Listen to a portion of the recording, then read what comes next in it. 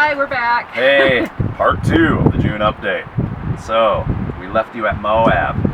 We wanted to stay there longer because sweet area, but busy, very busy. And hot. It was getting really hot. So we went on. Yep, decided to check out Great Salt Lake area because neither one had ever been. We thought we found a really cool place, but then we found out when we got there that no, you can't camp there. No.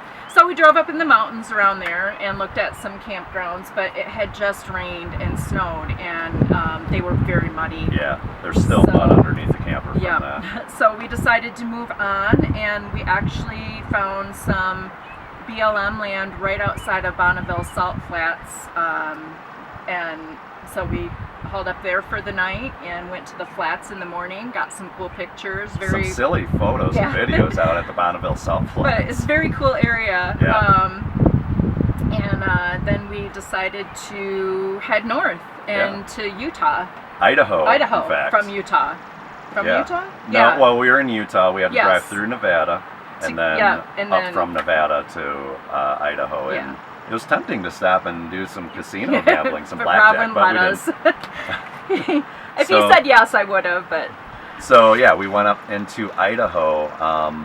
Our first time really exploring Idaho. But I looked at a couple of different BLM sites, and I found a campground that was right on this reservoir that was kind of hidden on the BLM site, and we didn't see it on any other sites. We couldn't find hardly any information about it. And a lot of times when we go to places, it's hit or miss. I mean, we don't have reservations. We're going out. We're trying to find a campsite. We've been fortunate so far. I mean, we've never been stuck at night looking for a campsite. Right. But, you know, if it has water, potable water, that's a bonus. If it has a pit toilet, that's a bonus. No neighbors, great bonus. If it has a place to swim, like a reservoir, that's a super bonus. So the next place we went to, Nortons Bay, beautiful. Had that. On was awesome. The Salmon Falls Creek Reservoir. We were this huge bay. There's a pit toilet at the top, and then this long winding road that goes down to the beach, and we were able to camp right on the beach. And most of the time we were the only ones there. Yeah.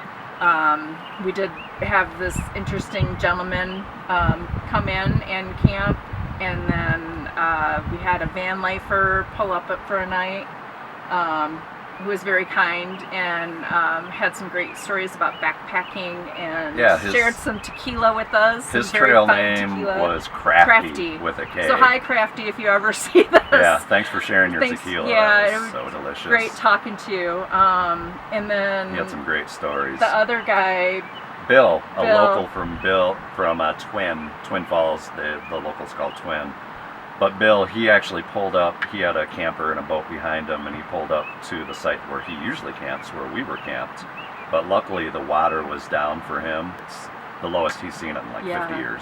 But he ended up camping down by the shore, and we shared some stories, and we both shared our disgust for people trashing places and leaving broken glass and stuff. Picked up so much trash there. So we picked up a lot of broken glass and different stuff while we were there, put it by our campfire. Well, when Bill finally left, that day I had to help him jump start his car because he ran his battery down. But that day he left, and when he was gone, we looked out there and the pile of trash was all picked up. He took the trash for us. It was very nice of him. Yeah. So thanks a lot, Bill. Yeah. We appreciate it. Good guy. Yeah, but there was tons of fishermen there. Yeah, a lot of people driving up the shore. We did some hiking back into Nortons Canyon, and that was really cool. And up on some of the bluffs overlooking where we were, we got some great photos there. It was gorgeous for the most part, but then the last couple days we were there, turned super windy again, and we were getting sand blasted. Yeah. And so we decided to move on. But before we move on, we saw a lot of cool wildlife while we were there too. Got some pictures of American white pelicans, which were pretty awesome. Really cool.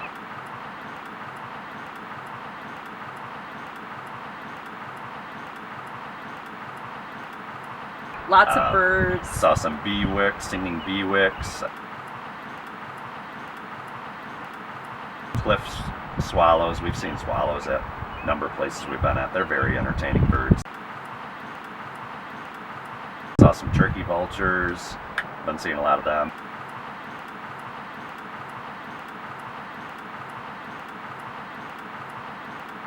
Saw some killdeer. We also saw some western grebe ducks, I think is how you pronounce it. Yeah, I don't know if it's grebe or grebe. Grebe or grebe. Grebe. And then some Mercinger ducks. Yeah. Which were pretty cool. And some little ducklings. Yep.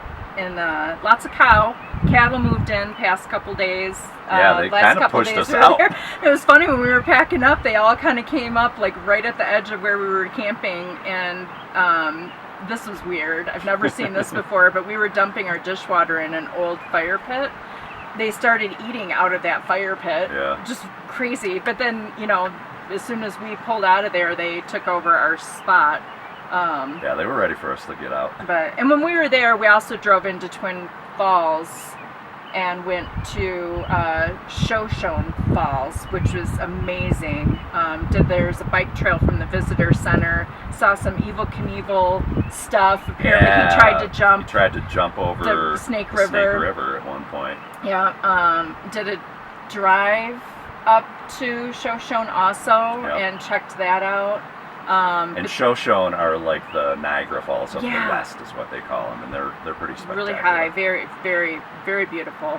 That whole region is just awesome. I guess Twin Falls area, there's like 30 waterfalls, just crazy. We were going to kayak up the river to the falls, but they had released water and it was too high and not safe to pass. There's a portage there that you have to do, and when the river's too high, it's not safe.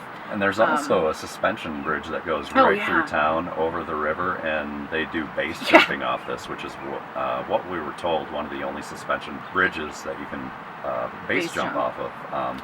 Tracy really wanted to do it, but we didn't have it in the budget. We didn't even see anyone actually do it, but we did see the base jumpers at the visitor center prepping parachutes and stuff every time we were there. But so that was cool. Yep. So we left the reservoir a few days earlier than we wanted to. Actually stayed in Twin because it was windy right in a city park. We just stayed there to get out of the winds. Yeah, just a couple nights. But excuse me.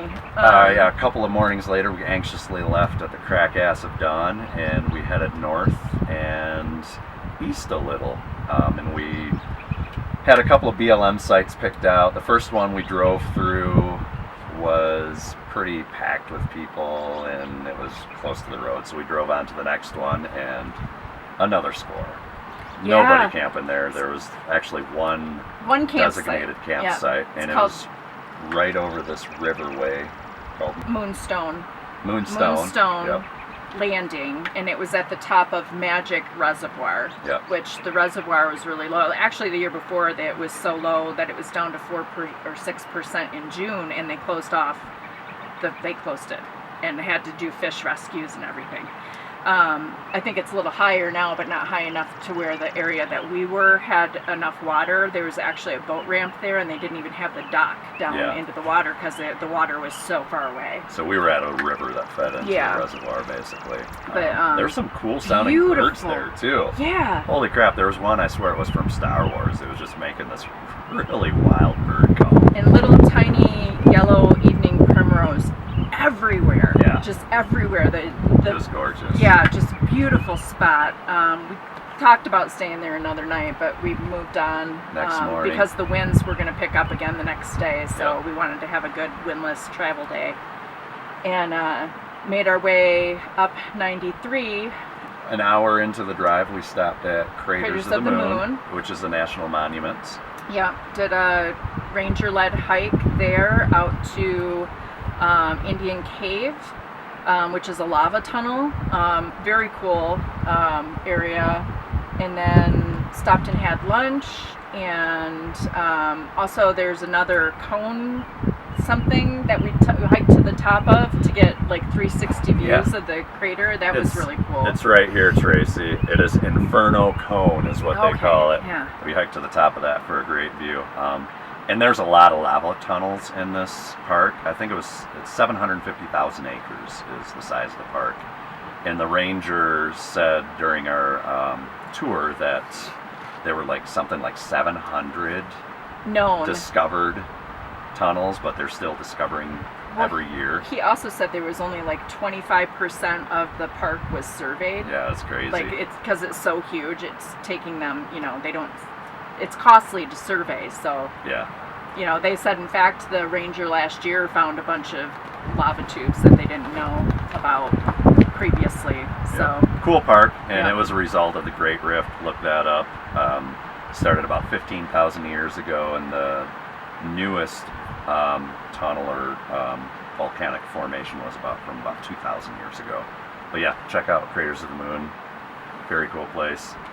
So from there, we drove to a place just west of Chalice on the Salmon River. That was called Dead Man's Dead Man Hole.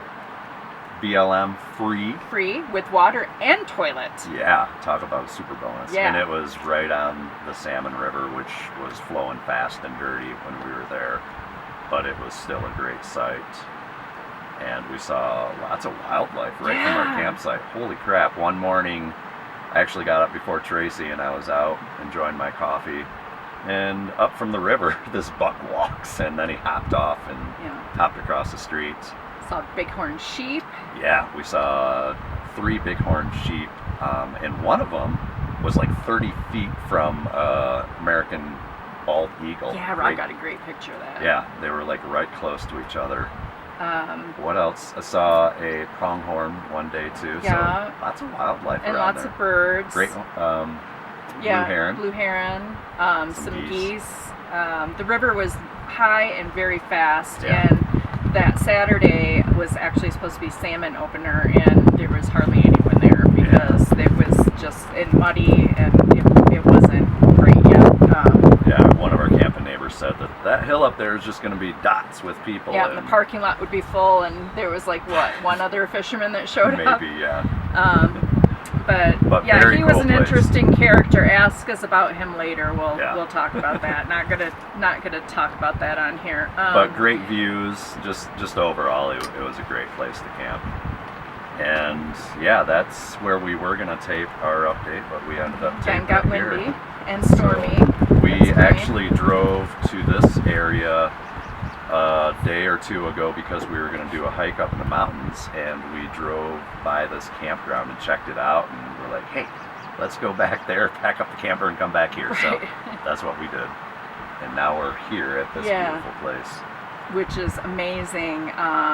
There's a day use area across the campground that has, again, tons of wildflowers, just absolutely beautiful mountain views. And then we took a bike ride yesterday down the road and found these huge fields full of wildflowers and deer in them and a little waterfall. And it just, I'm excited to do this hike that we're going to do eventually. There's a couple hikes and bikes that we're going to do. So we think we're going to stay here for, probably 4 or 5 more days. Yeah. This is a paid site, so we would but stay it's only here for $10. 2 weeks. Yeah. And it has water and toilet. So, we're for $10 right on the river. Can you see this? Yeah. Can you see this Can you river see the right creek there? right behind us? It's actually a creek, but it it's, looks like a river. It's raging. But yeah, beautiful. And it's a great place to keep your PBRs nice and cool. Yeah. But yeah, that about catches us up. Yep. We'll be in Idaho, I don't know, another week or 2, and then I think we're going to head into Montana. Yeah, and go to Missoula area. Hopefully, if it's not flooded, we've got to double check on that with all the bad floods in Yellowstone. I think Missoula's okay, but we have to map it out. But and then we're going to slowly make our way back to Michigan. Plan to be back in August, late August, early September for the Radish Smith event. And to see friends and family and maybe change out some clothes and stuff. My underwear's starting to get a little dirty. Just kidding.